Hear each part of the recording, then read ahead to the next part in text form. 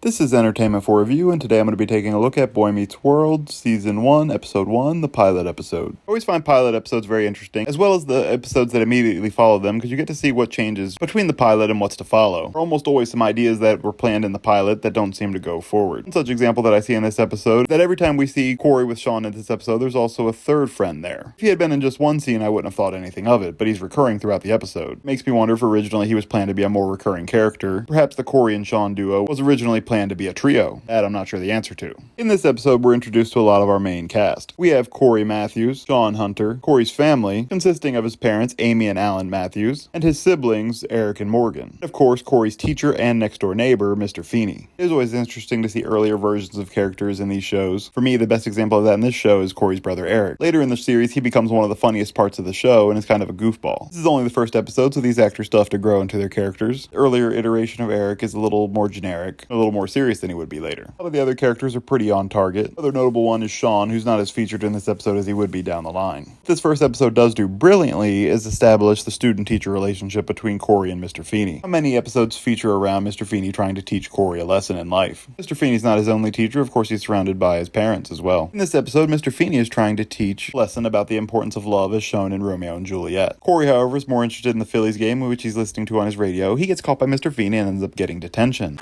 Are you aware that you have detention Friday afternoon? No, actually, I did not know that.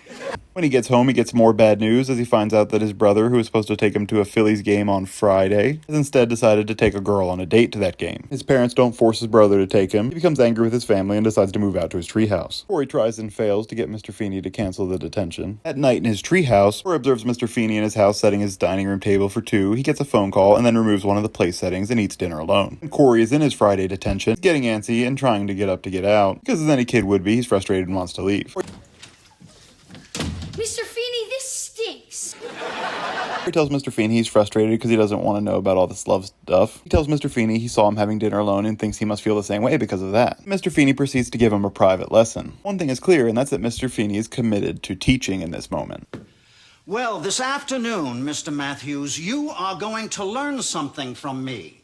Explained that all the great philosophers who taught about love have one thing in common: they're older than 11. And he tells them that the reason he has his family and they all live in that house is because at one time one man and one woman chose to love each other. This message does seem to sink in a bit for Corey. Also, at another point in the episode, got a lesson from his mother, who was feeling abandoned by Eric. He explained that this happens to everybody, that it happened to his father. Corey was the perpetrator. This was just simply growing up, and instead of wanting to play catch with his father all the time, he wanted to play catch with his friends. But again, the message did sink in. Later, Corey apologized to his father, who said he's glad he has friends. And Corey does pick up all these lessons throughout the episode. After his brother Eric has a bad date, he tries to convince him to call the girl and try again. He has a nice scene towards the end where he has tea with his sister Morgan, and tells her he always wants her to invite him to tea. At the closing of the episode, back in the school cafeteria, Mr. Feeny asks out a teacher who he's been sitting with throughout the episode, manages to throw some confusion at Corey as he tells her he'd like to invite her over for dinner and he's a pretty good cook, and he says that he had made salad the other night for his sister who canceled at the last minute. Leaving Corey confused and knowing that he doesn't fully understand everything that's going on around him. Confused, Mr. Matthews? Yes, I am, sir. As it should be. Another thing I'd like to discuss about this first episode and the first season in general is the entrance song.